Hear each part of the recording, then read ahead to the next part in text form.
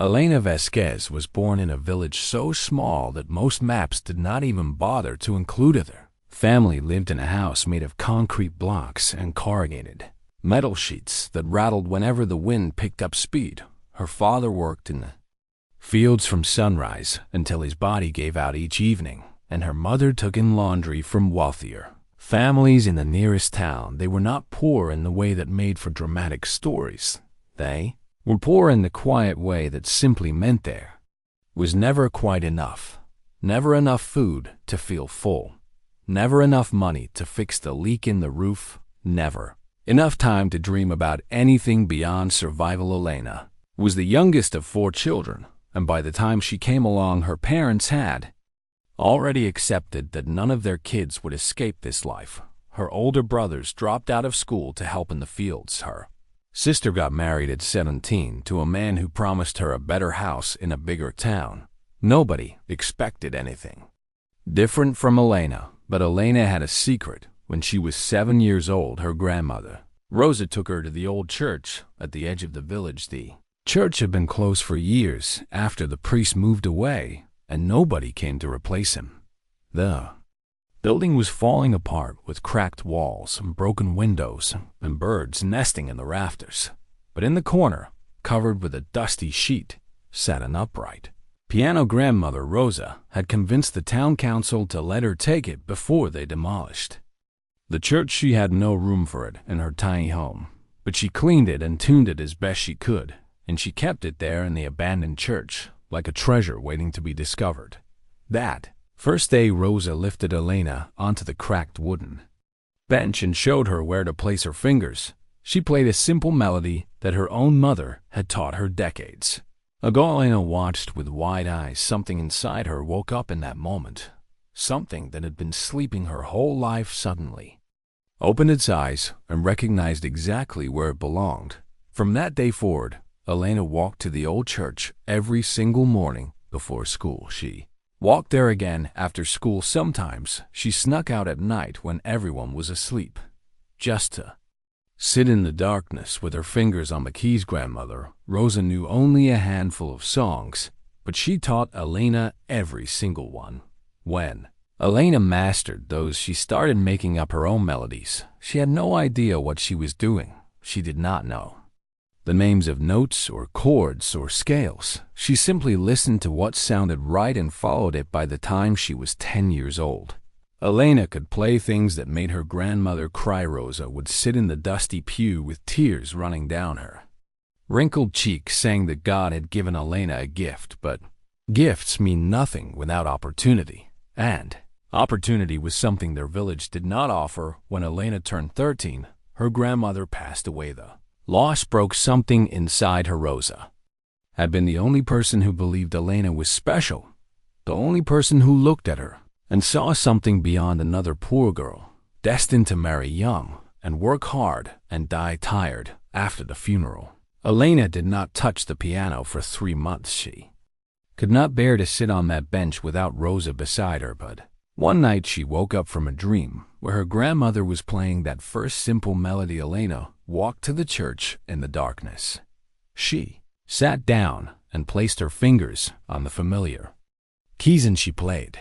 She played until the sun came up. She played until her fingers ached and her eyes burned from crying. In that moment, she made a promise to herself and to her grandmother.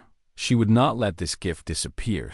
She would find a way. The years that followed were brutal. Elena finished school, but there was no money for university. Her parents needed her to work, so at 15 she got a job at a textile factory in a town 2 hours away by bus. Lived in a tiny room with 3 other girls. She worked 12-hour shifts 6 days a week. Her hands that had once danced across piano keys now fed rough fabric through industrial machines. But she did not give up. Every Sunday, she took 3 buses to reach the nearest city where there was a public library. She found books about music theory, and she copied pages by hand because she could not afford to buy them. She memorized the names of composers and studied their techniques through written descriptions. Since she had no way to hear recordings, she found a church that let her practice on their piano for 1 hour each Sunday afternoon, 1 hour per week. that was all she had, most people would have quit. Most people would have accepted that some dreams are simply not meant for people like them. But Elena carried her grandmother's voice in her heart. She remembered Rosa saying that God does not make mistakes. If Elena had this hunger for music, then there had to be a reason there. Had to be a way. When she was 17, Elena discovered something that changed her life. A customer at the factory mentioned that her daughter was studying at a conservatory in Mexico City. She talked about famous musicians and competitions and concert halls. Elena listened carefully, and later she searched for information at the library. She learned about a composer named Heinrich Adler. He was German and famous, and considered one of the greatest living musicians in the world. Had written symphonies and concertos, but his most celebrated work was a piano piece called Nocturne. In a minor, critics said it was impossible to play correctly. They said Adler himself was the only one who truly understood it. Elena found the sheet music in a book of contemporary compositions. She spent 4 months copying it note by note. Then she began to learn it. The piece was unlike anything she had ever attempted. Rhythm changed constantly. Emotions shifted from despair to hope to something she could not even name. She practiced it in fragments.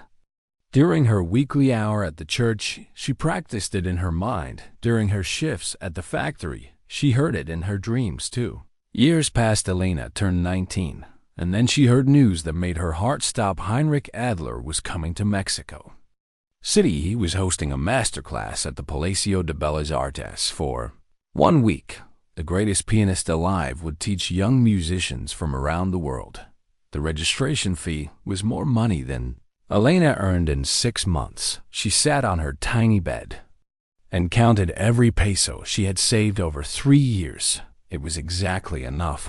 Roommates thought she was crazy. Her parents begged her not to waste the money. Her supervisor at the factory warned that she would lose her job if she took a week off. Elena listened to all of them. Then she packed a small bag and bought a bus ticket to Mexico City. She had never seen a building like the Palacio de Bellas Artes. It rose up from the city streets like something from another world. White marble and golden domes, and massive doors that seemed designed to keep people like her outside. Elena stood on the sidewalk for 20 minutes just staring.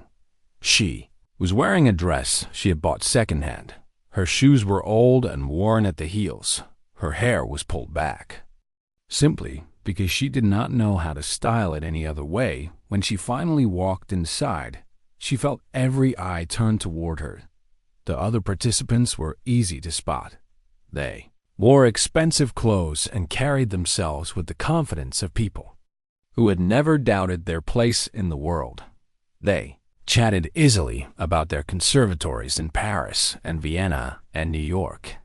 They compared notes on famous teachers they had studied with. Elena sat alone in the back of the registration hall. Nobody spoke to her, and nobody even looked at her twice. She could feel their judgment like heat from a fire. She did not belong here. Everyone knew it. She knew it too, but she also knew something they did not.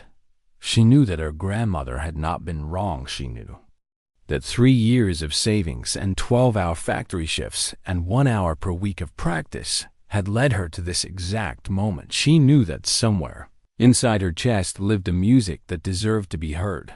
And she knew that in 2 days, when the masterclass began, she was going to play Heinrich Adler's impossible Nocturne. Famous Maestro would hear her whether he wanted to or not. The first day of the masterclass felt like stepping into a different universe. Elena arrived early because she could not sleep the night before. She had stayed in the cheapest hostel she could find. Tiny room with a squeaky bed and paper-thin walls where she could hear strangers arguing in the hallway all night, but none of that mattered now. She was inside the Palacio de Bellas Artes. She was breathing the same air as Heinrich Adler. The main hall was enormous, with ceilings so high they seemed to touch the sky. Crystal chandeliers hung overhead like frozen waterfalls of light red velvet. Seats stretched in perfect rows toward a stage that held the most beautiful piano Elena had ever seen. A Steinway ran black and gleaming under the spotlight like a sleeping giant waiting to be awakened. Elena found a seat in the back row. She watched as other students filed in. There were maybe 40 of them from all over the world. She heard accents from countries she had only read about in books. A young man from Austria talked loudly about his summer concert tour. A woman from Japan compared notes with someone from Brazil about a competition they had both entered. Everyone seemed to know each other, or at least they knew how to pretend they belonged. Elena pulled her hand-copied sheet music from her bag and held it in her lap. The pages were worn soft from years of handling. Some edges were torn. Some notes were smudged where her fingers had traced them thousands of times. It was not the professional printed music the other students carried. It looked exactly like what it was: the desperate effort of a poor girl trying to learn something far above her station. At exactly 9 in the morning, the side door opened and Heinrich Adler walked onto the stage. The room fell silent instantly. He was tall and thin, with silver hair swept back from his forehead. He wore a dark suit that probably cost more than Elena earned in a year. His face was sharp and angular, with deep-set eyes that seemed to look through people rather than at them. He carried himself like a king. Entering his throne room, Elena had seen photographs of him in library books, but they did not capture his presence in person. He radiated a cold authority that made everyone sit up straighter. When he spoke, his voice filled the hall without effort. He welcomed them to the masterclass, talked about the history of the Palacio and the importance of classical music, mentioned his own journey from a small town in Germany to concert halls around the globe. But there was something in his tone that bothered Elena. He spoke about passion and dedication, but his words sounded rehearsed, like a speech he had given 100 times before, like he was already bored with all of them. The first day was mostly observation. Adler played several pieces himself, demonstrating techniques and interpretations. His fingers moved across the keys with mechanical precision. Every note was perfect, but Elena noticed something strange. The music was technically flawless, but it felt empty. Somehow like a beautiful painting with no soul behind it. She wondered if she was imagining things. Who was she to judge the greatest pianist in the world? She was just a factory worker from a village nobody had heard of. On the second day, everything changed. Adler announced that students would have the opportunity to perform. He would select pieces and offer his critique. This was what everyone had been waiting for. Hands shot up around the room. Confident voices volunteered for the chance to play. Before the master, one by one, students took the stage. A young man from France performed a complicated piece by Chopin. His technique was impressive, but Adler stopped him halfway through. Too mechanical, Maestro said. You play the notes, but you do not feel them. The student returned to his seat with his face burning. Rada, woman from the United States, played something by Beethoven. Adler let her finish, but his critique was harsh. Technically adequate, he said, but lacking depth. You learned this piece, you did not understand it. Student after student faced the same treatment. Adler found fault with everyone. His comments were sharp and sometimes cruel. He seemed to enjoy pointing out weaknesses. Some students looked close to tears when they returned to their seats. Elena watched all of this with growing unease. Part of her wanted to disappear. Part of her wanted to run back to her hostel and take the next bus home, but another part of her, part that had walked to an abandoned church every morning for years, the part that had copied sheet music by hand and practiced in her dreams, that part refused to stay quiet when Adler asked if anyone else wished to perform.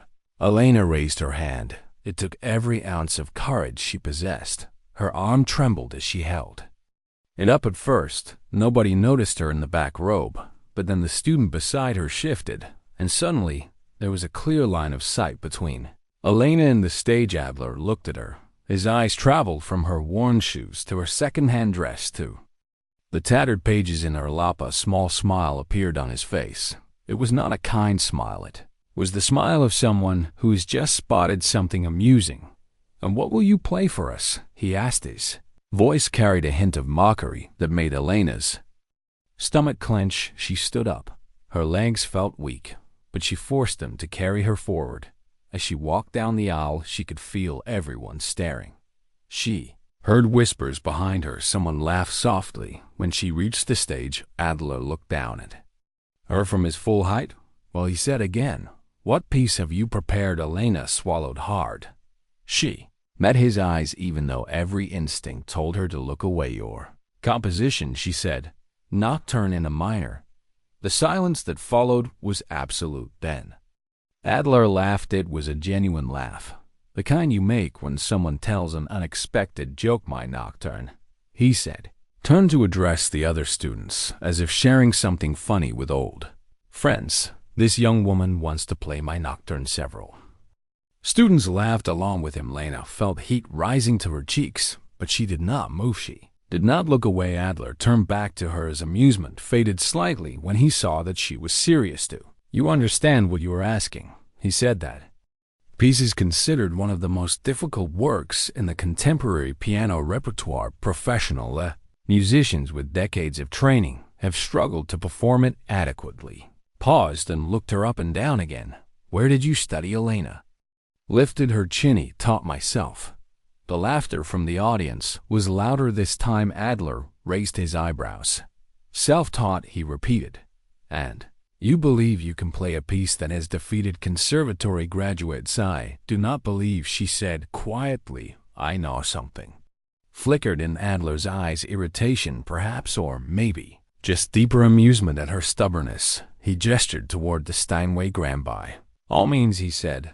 "Entertain us." The way he said "entertain" made Elena's blood run cold. He was not inviting her to play, he was inviting her to fail. He was offering her the stage so everyone could watch her humiliation, so they could all share in the joke of the poor self-taught girl who thought she could play the master's music. Elena walked to the piano. The bench was smooth and cool when she sat down. The keys stretched before her like a path into the unknown. She could feel 40 pairs of eyes on her back. She could feel Adler's smirk burrowing into hers. She could hear her grandmother's voice somewhere deep in her memory. "God does not make mistakes. My J, if you have this gift, there is a reason." Elena placed her fingers on the keys. She closed her eyes, and for one long moment, she let everything else fall away. The whispers, the laughter, the judgment, the fear, all of it dissolved until there was nothing left but her and the music she had carried inside her for years. She took a breath, and she began to play. The first note hung in the air like a question waiting to be answered. It was soft and lonely, a single sound that seemed to come from somewhere far away. Elena kept her eyes closed. She did not need to see the keys. She had played this piece so many times in her mind that her fingers knew exactly where to go. The second note followed, then the third, and slowly the melody began to unfold like a flower opening at dawn. In the audience, someone shifted in their seat. The rustling sound was loud in the silence, but then even that stopped because something was happening on that stage that nobody had expected. The music coming from the piano was not the clumsy fumbling of an amateur. It was not the hesitant playing of someone who had memorized notes without understanding them. It was something else entirely. Elena played the opening passage with a tenderness that made the air feel heavier. Each note carried weight. Each pause between notes carried meaning. She was not just pressing keys. She was telling a story. Heinrich Adler had written this nocturne 30 years ago. He had composed it during the darkest period of his life. His wife had left him, his father had died, his career had stalled, and critics had written him off as a one-hit wonder. He had poured all of that pain into this piece, the loneliness of empty hotel rooms, the grief of watching someone you love walk away, the desperate hope that maybe tomorrow would be better. But over the years, as Adler became famous and successful, he had distanced himself from those emotions. He played the nocturne technically perfect, but emotionally hollow. He had forgotten what it meant. He had forgotten why he wrote it now. Sitting in the front row of his own master class, he heard his music played back to him in a way he had not heard in decades. The young woman at the piano understood something that he had Lost, she understood that music is not about perfection. It is about truth. Elena moved into the middle section of the piece. This was where most pianists struggled. The rhythm became unpredictable. The melody twisted and turned like a path through a dark forest. It required not just technical skill, but emotional courage. You had to be willing to get lost in order to find your way through. Lena let herself get lost. She thought about her grandmother Rosa. She thought about those early morning walks to the abandoned church. She thought about the feeling of cold keys under small fingers and the magic of hearing sound come from nothing. She thought about the years of factory work, the exhaustion, the loneliness, the way her hands would ache after 12 hours of feeding fabric through machines. She thought about all the people who had told her she was wasting her time, all the people who had laughed at her dreams, all the people who had looked at her the way Heinrich Adler had looked at her just moments ago, like she was nothing, like she would always be nothing, and she poured all of that into the music. The nocturne became something alive. It breathed and ached and hoped. It told the story of everyone who had ever been told they were not good enough.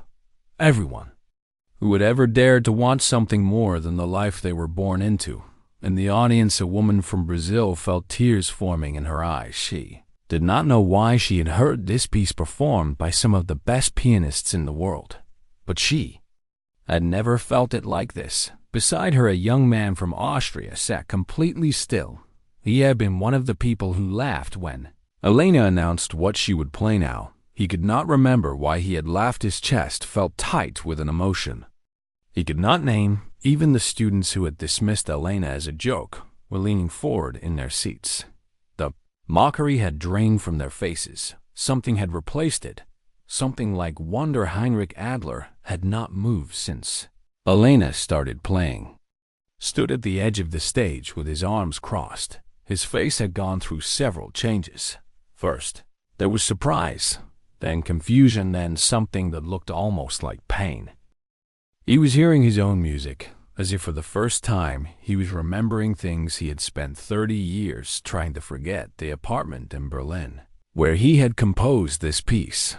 The way winter light came through the window.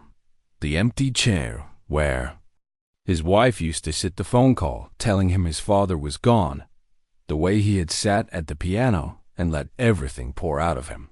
That was the last time music had felt real to him. After that came success and fame and all the things he thought he wanted, but somewhere along the way he had lost the most important thing. He had lost the ability to feel. Elena began the final section of the nocturne. This was the part that gave most performers trouble. It started in darkness, but slowly built toward something brighter. The melody climbed higher and higher. The chords grew fuller and richer. It was supposed to represent hope. The belief that even after the longest night, there will be a dawn. Most pianists played this section too fast. They rushed toward the ending, like they were trying to escape the sadness that came before. But Elena understood that hope is not about escaping sadness. It is about carrying it with you and finding light anyway. She played the final passage slowly. Each note was deliberate. Each chord was given time to resonate. The music swelled and filled the enormous hall. It reached into every corner. It touched something deep inside everyone who heard it. And then came the final chord. Elena let it ring. The sound hung in the air for what felt like forever. Then silence, complete and total silence. Elena opened her eyes. Her fingers were trembling. Her heart was pounding so hard she could hear it in her ears. She did not know how long she had been playing it. Could have been 5 minutes or 5 hours. Time had stopped existing while she was inside the music. She turned to look at the audience. What she saw made her breath catch in her throat. Nobody was laughing. Nobody was smirking. Nobody was whispering to their neighbor about the silly girl who thought she could play. Instead, she saw faces frozen in shock. She saw eyes glistening with tears. She saw mouths hanging slightly open as if people had forgotten how to close them. And in the front row, she saw Heinrich Adler, the great Maestro, man who had laughed at her, the man who had invited her to entertain them. He was standing completely still. But something was different about him now. The cold arrogance was gone from his face. The cool amusement disappeared. In its place was something raw and vulnerable, something human. There were tears running down his cheeks. He was not wiping them away. He did not seem to notice them at all. He was just staring at Elena with an expression she could not read. For a long moment, nobody moved. Nobody spoke. Only sound was the faint echo of the last chord still fading in the air. Then slowly Heinrich Adler began to walk toward the piano. His steps were unsteady. He moved like a man in a dream. When he reached Elena, he stopped and looked at her. Really looked. At her, not at her worn shoes or her second-hand dress or her hand-copied sheet music. He looked at her like he was seeing her for the very first time. His voice, when he finally spoke, was barely above a whisper. It cracked on the words like he had forgotten how to use it. Where, he asked. Where did you learn to play like that? Elena met his eyes. She thought about all the answers she could give. She thought about the abandoned church and her grandmother and the years of sacrifice, but in the end she said only one thing: I learned from the music itself. The maestro stared at her for another long moment. Then he did something nobody in that room expected. He bowed. The greatest living pianist in the world, man who had performed for kings and presidents, the man who had won every award and honor his field could offer. He bowed to a factory worker from a village with no name, and when he straightened up, there was something new in his eyes, something that looked almost like hope. The applause started slowly, one person clapping, then another. Then suddenly the entire hall erupted. People were standing up from their seats. They were clapping so hard their hands must have hurt. Some were wiping tears from their faces. Others were shaking their heads in disbelief at what they had just witnessed. Elena sat frozen at the piano bench. She did not know what to do. She had imagined this moment 1,000 times during those long factory shifts. She had pictured herself playing for the maestro, but she had never imagined this. She had never imagined the great Heinrich Adler bowing to her. She had never imagined an audience of trained musicians crying because of her music. Her hands were still trembling when she finally stood up. Her legs felt like they might collapse beneath her, but somehow she made it off the stage. Somehow she found her way back to her seat in the last row. Applause continued for what felt like forever. People turned to look at her, the same people who had ignored her yesterday, the same people who had laughed when she said she would play the nocturne. They were looking at her with something like respect. Maybe even Elena did not know how to handle their stare. She kept her eyes down and clutched her worn sheet music against her chest. Her heart was still racing. Heinrich Adler raised his hand, and the applause slowly died down. He stood at the center of the stage, looking older somehow. Sharp edges of his face had softened. The coldness in his eyes had melted away when he spoke. His voice was different too. The arrogance was gone. In its place was something humble and raw. "Oh, all of you an apology," he said. "But especially, I owe an apology to the young woman who just played." The room went completely quiet. Nobody had ever heard the maestro apologize for anything. He was famous for his harsh critiques. He was known for never admitting he was wrong.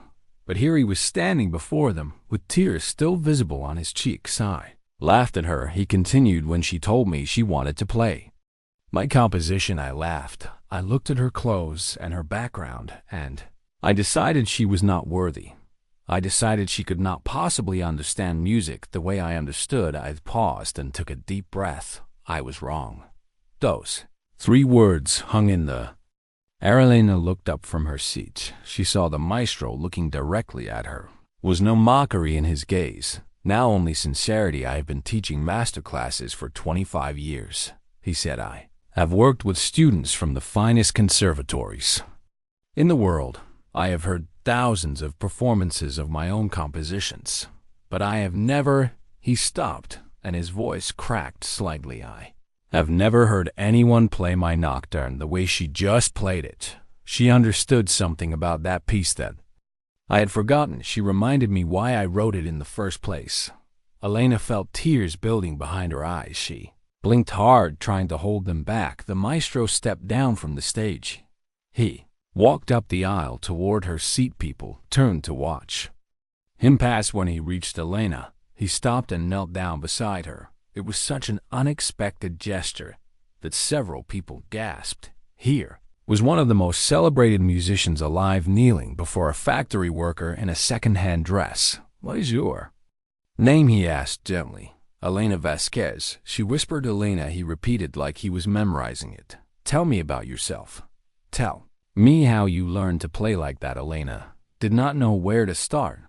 The words came out in pieces. She told him about the village with no name on the map. She told him about her grandmother Rosa and the abandoned church. She told him about the old piano with its cracked wooden bench and yellowed keys.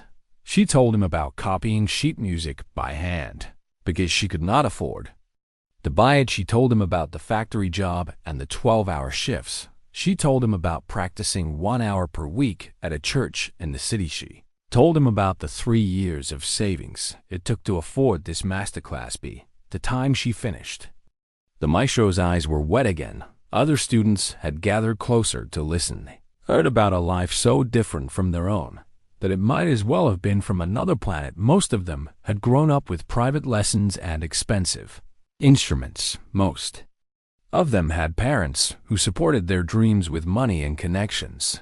They had never imagined that someone could learn to play like Elena without any of those advantages.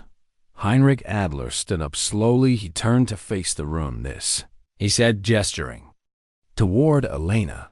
"This is what music is supposed to be. Not technique, not perfection, not degrees from prestigious schools. Music is supposed to come from here."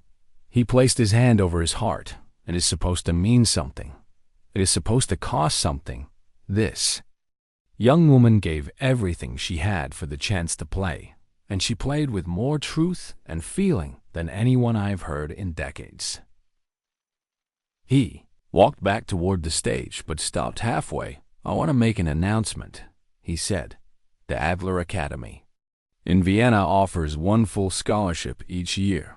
This scholarship covers tuition and housing and all expenses for 3 years of study. It is normally given to the winner of our international competition, but this year I am giving it to Elena Vasquez." The room exploded. People were shouting and clapping, and some were crying. Elena felt like the ground had disappeared beneath her feet. A full scholarship to Vienna to study at one of the most prestigious music academies in the world. It was impossible. It was a dream. It could not be real. But the maestro was looking at her with steady eyes. This was not a joke. This was not another test. He meant every word. Elena, she heard him say through the noise, "Will you accept?" She tried to speak, but nothing came out of her throat. It was too tight. Her eyes were too blurry with tears. She managed to nod. That was all she could do. Just nod. Adler smiled. It was the first genuine smile she had seen from him. It transformed his entire face, made him look younger, somehow more human. "Good," he said then. "There is one more thing I need to do." He raised his hand again, and the room quieted. "I have spent many years being proud of my accomplishments," he said. "I have won awards and played for world leaders and been called a genius by critics. But somewhere along the way I forgot what matters. I forgot that music does not belong to the privileged few. It belongs to anyone brave enough to pursue it." He looked at Elena, and I saw someone who did not fit my idea of a real musician. I was blind. I was arrogant. I was everything I promised myself I would never become when I was a young man struggling to be heard. He turned to face Elena directly. "So, I am not just offering you a scholarship," he said. "I am asking for your forgiveness." The room was completely silent. Elena stood up from her seat. Her legs were steadier now. She walked down the aisle toward the maestro. When she reached him, she did something that surprised everyone, including herself. She hugged him. This old man who had laughed at her just an hour ago. This famous musician who had made her feel small and worthless. She wrapped her arms around him and held on. After a moment, she felt his arms wrap around her. Too, she felt his shoulders shaking. She realized he was crying again. When they finally separated, Elena looked up at him. "There is nothing to forgive," she said. You gave me exactly what I came here for." He looked confused. "What do you mean?" smiled a chance. "To be heard. That is all I ever wanted." The maestro stared at her for a long moment. Then he laughed, not the cruel laugh from before. This was something different. This was the laugh of a man who had just remembered what joy felt like. He put his hand on her shoulder. "You are going to change the world, Elena Vasquez," he said. "I am going to make sure everyone knows your name." 3 years passed faster than Elena ever imagined possible. Vienna was nothing like her village. The streets were wide and clean, and lined with buildings that looked like they belonged in fairy tales. Music poured from every corner, from concert halls and cafes and open windows, where students practiced late into the night. Elena arrived with one small suitcase and her hand copied sheet music. She arrived with fear in her heart and doubt whispering in her ear, but she also arrived with something stronger than fear. She arrived with the memory of her grandmother's voice telling her that God does not make mistakes. The first year was brutal. Elena had raw talent, but she lacked the foundation that other students had built over decades. She did not know music theory the way they did. She could not sight read as quickly. She struggled with technical exercises that came naturally to people who have been trained since childhood. Some nights, she sat alone in her tiny dormitory room and wondered if she had made a terrible mistake. Some nights she thought about the factory back home and how much simpler life had been when she knew exactly what each day would bring. But every time she felt like giving up, she remembered standing on that stage in Mexico City. She remembered the sound of her own music filling the hall. She remembered Heinrich Adler bowing to her with tears on his face. If she could do that without any training at all, imagine what she could do with real educations. So she pushed through. She studied harder than anyone else. She practiced longer than anyone else. She asked questions when she did not understand something, even when other students rolled their eyes. Slowly things began to change. The gaps in her knowledge started to fill. Her technique grew sharper. Sight reading improved. And through it all, her greatest gift remained untouched: the ability to feel music in her bones and share that feeling with everyone who listened. By the end of her second year, Elena was no longer the struggling student from a village nobody had heard of. She was one of the most talked about young pianists in Europe. Word had spread about the girl who made Heinrich Adler cry. People came to her recitals just to see if the stories were true. They always left believing. The Maestro himself became something unexpected. He became a mentor and eventually a friend. He attended her performances whenever his schedule allowed. He introduced her to conductors and composers and concert organizers. He opened doors that would have remained locked forever without his help. But more than that, he listened to her. He learned from her. He told her once that meeting her had saved his life. Not literally, of course, but in a deeper way. She had reminded him why he fell in love with music in the first place. She had shown him that success without soul is just noise. In her final year, Elena received an invitation that made her hand shake when she opened the envelope. The Vienna Philharmonic wanted her to perform as a guest soloist. This was one of the most prestigious orchestras in the world. They wanted her to play at the famous Musikverein Golden Hall, where the greatest musicians in history had performed, and they wanted her to play Heinrich Adler's Nocturne in a minor. Same piece that had changed her life 3 years ago. Lena called her mother that night. It was expensive to make international calls, but she did not care. She needed to hear a familiar voice. She needed to tell someone from home what was happening. Her mother cried on the phone. She kept saying she could not believe it. Her little girl, the one who used to walk to an abandoned church before sunrise, that little girl was going to play for the Vienna Philharmonic. Elena cried too. She wished her grandmother could be there to see it. She wished Rosa could sit in that golden hall and watch her play, but she knew somehow that Rosa would be watching anyway. The night of the concert arrived on a cold evening in December. Snow was falling outside the Musikverein. Golden Hall glowed with warmth, and light crystal chandeliers sparkled overhead. Red and gold decorations covered every surface. The audience was filled with people in elegant clothes. Critics And musicians and politicians and royalty. Elena stood backstage in a simple black dress. She had bought it with her own money, her first real purchase since coming to Vienna. Her hands were trembling, but not from fear, from excitement, from gratitude, from the overwhelming feeling that everything in her life had led to this exact moment. Heinrich Adler found her before she went on stage. He was older now, his hair had gone completely white, but his eyes were bright and full of warmth. "Are you ready?" he asked. Elena smiled. "I have been ready my whole life," laughed and squeezed her hand. "Your grandmother would be proud," he said. Elena felt tears prick her eyes, but she blinked them away. "No," she whispered. The concert began. The orchestra played several pieces. Before Elena was introduced, she listened from the wings.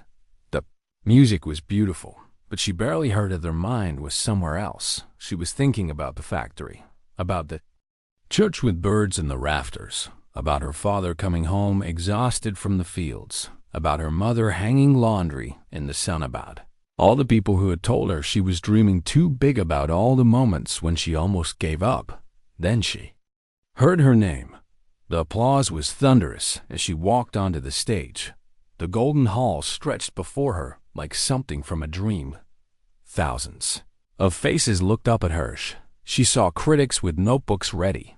She saw musicians she had admired her whole life. She saw Heinrich Adler in the front row, smiling like a proud father. Elena sat at the piano, a Steinway grand, even more beautiful than the one in Mexico City. She placed her fingers on the keys, and just like 3 years ago, she closed her eyes. She let everything fall away. The audience disappeared. The golden hall disappeared. There was nothing left but the music. She began to play. The nocturne poured from her fingers like water from a spring. It was the same piece she had played in Mexico City, but it was also different, deeper, somehow richer. 3 years of training had given her new tools, but 3 years of living had given her new stories to tell. She thought about loneliness and found it in the opening notes. She thought about loss and let it flow through the middle passage. She thought about hope and felt it rise in the final section. She thought about her grandmother and the abandoned church and the warm piano with yellowed keys. She thought about every person who had ever been told they were not good enough, every dreamer who had been laughed at, every outsider who had been made to feel small. She played for all of them. When the final note faded, the silence lasted for what felt like eternity. Then the hall exploded. People were on their feet. They were shouting and clapping, and some were openly weeping. Elena opened her eyes and saw a sea of standing people. She saw Heinrich Adler with tears streaming down his face. She saw her own hands still resting on the keys, hands that had once fed fabric through factory machines, hands that had copied sheet music by candlelight, hands that had dared to reach for something impossible. After the concert, Elena was surrounded by admirers. Critics called her performance historic. Musicians begged to work with her. Agents offered to represent her, but Elena slipped away as soon as she could. She found a quiet corner backstage and pulled out her phone. She called her mother again. "Mama," she said when the call connected, "I did it." Her mother was crying too hard to speak. Elena listened to those tears and felt her heart overflow. This was why she played, not for the critics or the fame or the golden halls. She played for the people who believed in her when nobody else did. She played for her grandmother, who saw magic in a little girl's hands. She played for everyone who was told their dreams were too big for people like them. 1 year later, Elena returned to Mexico, but she did not come alone. She came with money she had saved from her performances. She came with instruments donated by musicians she had met. She came with plans for a music school in her village. The abandoned church where she learned to play was still standing. Elena bought it. She fixed the roof and repaired the walls and cleaned away years of dust. She put in new windows and brought in proper pianos. She hired teachers and opened the doors to any child who wanted to learn on. The day the school opened, Elena sat down at the old upright piano, the same piano her grandmother had saved from demolition all those years ago. It was worn and scratched and probably out of tune, but to Elena, it was the most beautiful instrument in the world.